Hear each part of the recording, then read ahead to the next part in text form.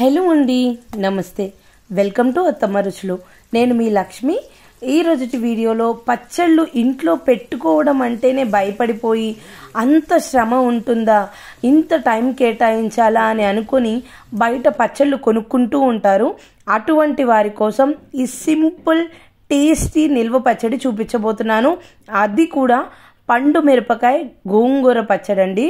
మా గుంటూరులో తెగ ఫేమస్ అన్నమాట ఈ పచ్చడి. ఇంకా మా ఇంట్లో చెప్పనవసరం లేదు. ఈ పచ్చడి తాలింపేసింది మొదలు అది అయిపోయేంత వరకు కూరలు కూడా అవసరం లేకుండా కాస్తంత నెయ్యి తగిలించుకొని తింటూ ఉంటారు. మరి ఇంత సింపుల్గా టేస్టీగా ఉండే ఈ పచ్చడిని ఈజీగా ఎలా ప్రిపేర్ చేసుకోవాలో ఈరోజు వీడియోలో చూసేయండి.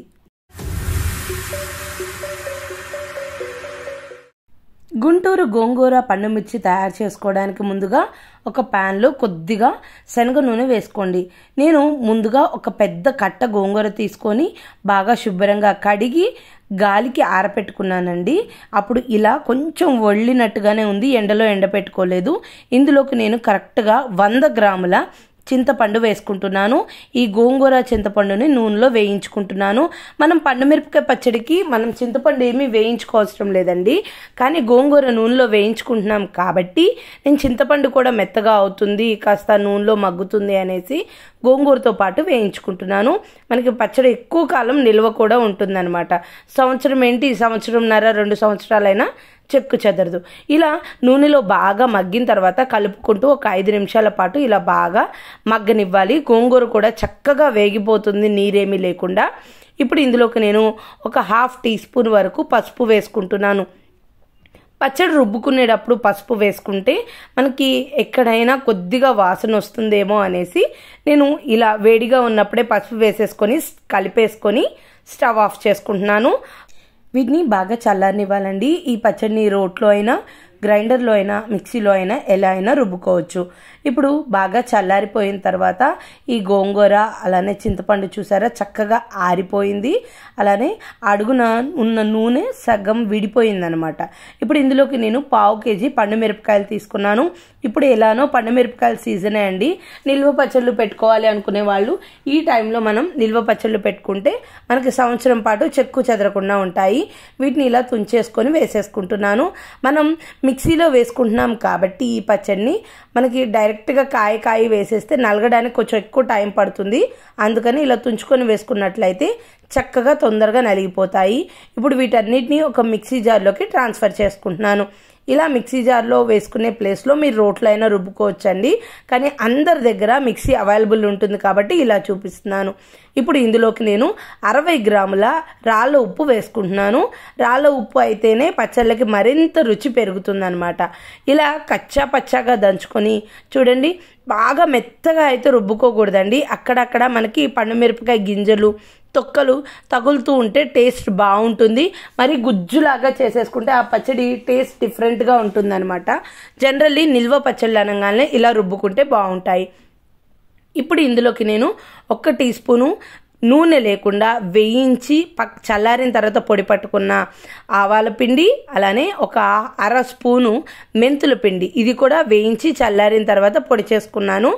వాటిని కూడా వేసేసుకొని ఒకసారి కలుపుకొని ఒక తిప్పుకున్నట్లయితే ఇలా పచ్చళ్ళలో కలిసిపోతుంది. చూడండి చక్కగా బాగా కలిసిపోయాయి కదా. ఇప్పుడు ఇది పక్కకు పెట్టేసుకొని మనం దీనికి తాలింపు పెట్టుకుందాం.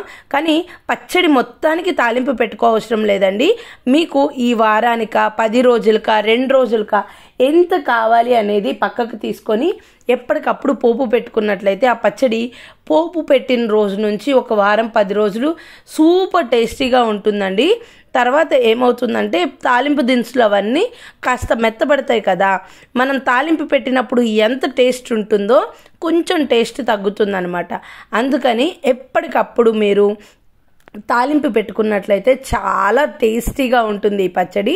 ఇందులోకి మీరు చూస్తున్నట్లయితే ఆవాలు, జీలకర్ర, శనగపప్పు, మినప్పప్పు, అలానే ఒక 10-15 వెల్లుల్లి రెబ్బలు, ఒక 2 రెమ్మల కరివేపాకు, అలానే ఒక 2-3 ఎండుమిరపకాయలని గిల్లి వేసుకోండి. కొద్దిగా ఇంగువ వేసుకొని తాలింపు మొత్తాన్ని బాగా ఫ్రై అవ్వనివ్వాలి. మీరు ఈ కొలత అనేది నేను ఒక వారం రోజులు నిల్వ ఉండడానికి మాత్రమే పచ్చడికి తాలింపు పెట్టుకుంటున్నాను. అందుకు మాత్రమే నేను కొలతలు చెప్పకోకుండా తాలింపు దినుసులు చెప్పాను. మీరు తీసుకునే క్వాంటిటీని బట్టి తాలింపు దినుసుల్ని ఎక్కువ తక్కువ అడ్జస్ట్ చేసుకోండి. తాలింపు మొత్తం ఇలా వేగగానే స్టవ్ ఆఫ్ చేసేసి కాస్త వేడిగానే నూనె ఉండగా మీరు ఎంతైతే పచ్చడి తీసుకున్నారో దాన్ని ఇలా తాలింపులోకి వేసేసుకొని బాగా తిప్పేశారనుకోండి, నూనె మొత్తం అబ్జర్వ్ చేసేసుకుంటుంది. ఇక వెంటనే మీరు పచ్చడిని వేసుకొని తినేయొచ్చు. ఇప్పుడే పెట్టుకున్నాం కదా, పచ్చడి అంత టేస్ట్ ఉండదేమో అనుకుంటారేమో, సూపర్ టేస్టీగా ఉంటుందండి. మనం ఆవపిండి అలానే మెంతుపిండి తక్కువే వేసుకున్నాం కాబట్టి టేస్ట్లో ఎలాంటి మార్పు ఉండదు. మీకు ఏమన్నా డౌట్గా అనిపిస్తే ఒక హాఫ్ అన్ అవర్ పక్కకు పెట్టి తినేయండి, ఎంత బాగుంటుందో. మరి అప్పటికప్పుడే పెట్టుకున్నా కూడా ఇంత టేస్టీగా ఈ గోంగూర అలానే పండు మిరపకాయ చట్నీ సూపర్గా ఉంటుంది. దోశల్లోకి, రైస్లోకి, టిఫిన్స్లోకి అదిరిపోతుంది. మీరు 10 నిమిషాల్లో ఈ పచ్చడి పెట్టుకొని టేస్ట్ ఎలా వచ్చిందో నాకు కామెంట్ చేయండి. అలానే నా ఈ వీడియోని లైక్ చేసి మీ ఫ్రెండ్స్ అండ్ ఫ్యామిలీ మెంబర్స్కి షేర్ చేయడం, నా ఛానల్ని సబ్స్క్రైబ్ చేసుకోవడం మర్చిపోకండి. Thank you for watching.